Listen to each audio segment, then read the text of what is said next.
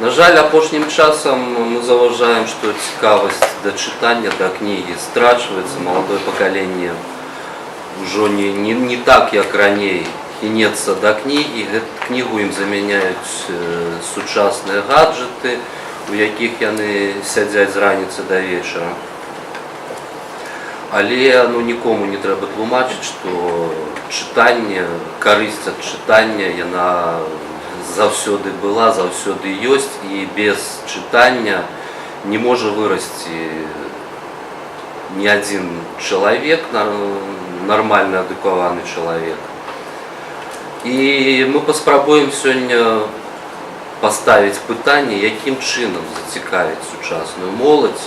Тут сабраліся людзі, якія ўжо гэта робяць, і папросім кожнага з іх падзяліцца сваім вопытам, тым, што робяць менавіта яны, для таго, каб наша нацыя заставалася ўсё-такі чытаючай нацыяй і адукаванай нацыяй. На сёння у нас ёсць цэлы шэраг магчымасцяў, якія мы прапануем для нашых шаноўных чытачоў.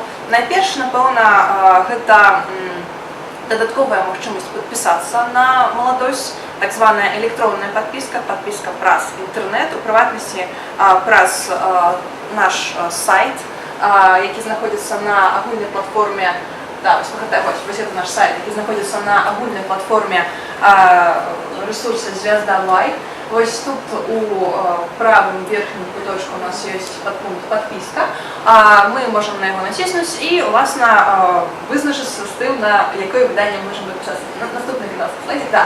Вось у нас тут ёсць пералік усіх выданняў, можна пазначыць, на якія нумары трэба падпісацца, так, пазначыць кантактную інфармацыю, пазначыць нумар телефона, тут же адразу відно, колькі гэта ўсё будзе каштаваць. Каштуе прыватнасці такая падпіска 3 рублі на месяц, адпаведна будзе павялічвацца ў залежнасці ад колькасці нумароў, которые мы хочам займець. У чым плюс, у чым фішачка такой падпіскі?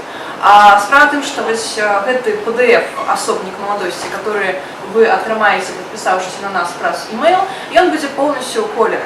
На сёння, на жаль, не ўсе старонкі маладосці, не ўсе нашы фота, не ўсе ілюстрацыі вельмі прыгожа выходзяць менавіта ў колеры, а асобнік, які вы будзеце атрымаць у PDF-фармаце на сваю пошту, ён будзе цалкам каляровы.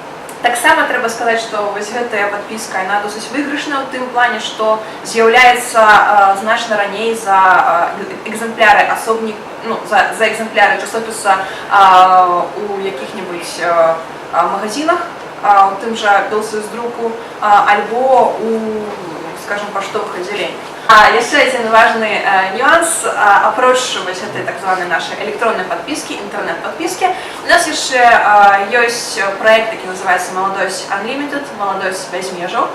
Бязмежная маладосць, пагадзіцеся, вобраз такі прыемны, каму не хочацца, каб маладосць была бязмежнай і всеабдытнай. Дык вось, мы доўга думалі наконт таго, што істотная частка нашых матэрыялаў, архіўных матэрыялаў застаецца для сучаснага чытача як бы па-за увагай, таму што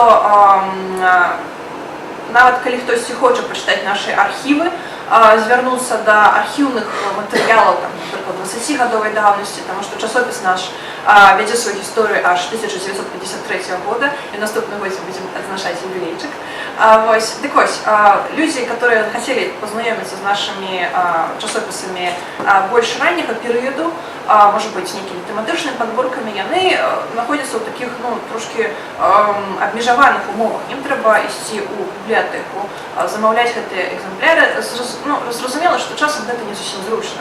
На сёння, напэўна, гэта факт. На сёння карыстальнік, на сёння кліент, будзем называць, напэўна, самімі імёнамі, вельмі хутка губляе увагу. Таму што на сёння ўсе звыклі, і вось гэта лічбавае пакаленне таксама звыкла, мець усё ў доступе літаральна на кончыках пальцаў. Так вось, з гэтай прычыны мы, доўга абмяркоўваючы гэтую сітуацыю, прыйшлі да высновы, што мы павінны пэўным чынам падключыць нашы архіўныя матэрыялы, якіх у нас вельмі шмат, якія вельмі цікавыя, да такога актыўнага доступу, актыўнага ўжывання нашымі чытачамі. Выкарысталі мы пры гэтым вопыт ужо вядомага выдання газеты «New York Times», якая таксама ідзе в просто наперадзе планеты ўсё, яны актыўна распрацоўваюць дадаткі для смартфонаў. У іх ёсць цэлы шэраг, напрыклад, New York Times Cooking, дзе можна пазнаёміцца з рэцэптамі, якія з'яўляліся ў тым ліку на старонках гэтай газеты. Таму мы, власна, падумалі, чаму б нам не рабіць вось такія тэматычныя пакеты інфармацыі, тэматычныя пакеты нашых матэрыялаў, дзе былі б самыя цікавыя артыкулы, самыя цікавыя мастацкія творы, цікавыя якія-небудзь ілюстрацыі, коміксы 60-х гадоў, фота і гэтак далей.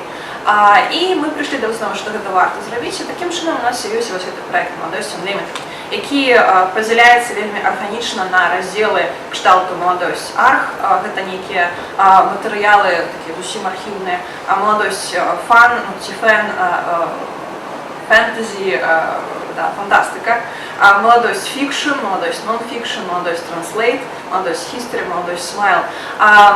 Я ведаю, што былі пытанні наконт вось гэтых назваў, чаму яны, уласна, на ангельскай мове падаюцца ці лацінкай. Адразу забегаючы наперад адкажу, што мы вымушаны ісці за патрабаваннямі часу, за патрабаваннямі нашай мэтавай аўдыторыі, а мэтавая аўдыторыя просіць найперш зручнасці, просіць найперш нейкай кідкасці, і, уласна, мы даём ім тое, што яны хочуць. Я сегодня хочу поделиться с вами своими думками не только вот як литературного чиновника, а яшчэ нейкім чынам і маці, тому что у меня есть старэйшая дачка, якой 30 гадоў, і в яе 3 дзяўчынкі, а бабуля 3 унучак, і малодшая дачка моя вучыцца ў 7 класе. Старэйшая ўжо вырасла, і мы нараджаем дзяцей тады, калі іх самі яшчэ ў такім маладым узросце. І я нешта не вельмі помню, вот, як у нас усё з ёю атрымалася з чытаннем. Затое зараз на сваёй малодшай дачцы я больш ужо уважліва сачу за тым, як жа вось тое чытанне, якое я хачу, каб прыявалася ў другіх дзяцей, як жа гэта адбываецца ў маёй асабістай дзяўчынкі. Не скажу, что яна была там, с дзяцінства вялікай прыхільніцай чытання.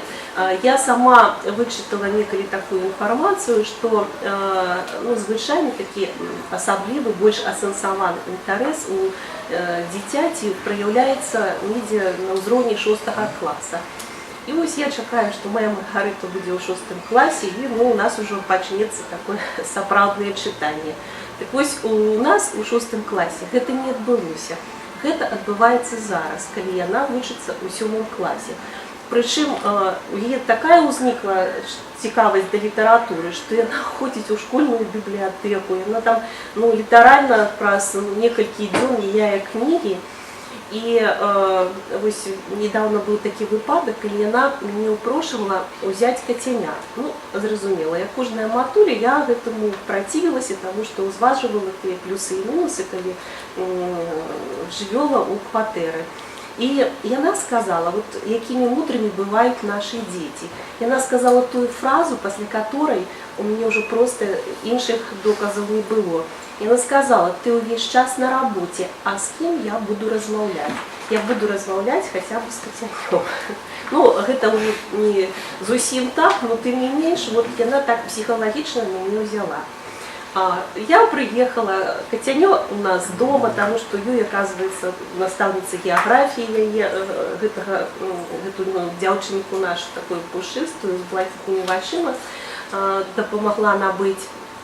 И я говорю: о, Дуся! Маргарита послухала, и так ніяк яна не ўспрыняла, на наступны дзень я так сама Дуся. А яна мне кажа: як ты можаш такую выбітную кошечку называть таким простым імем? Я говорю: Маргарита, а гэта не Дуся, а гэта Дульсінея. Калі ты так хочаш. Яна: хто? Я говорю: ты што, не чула?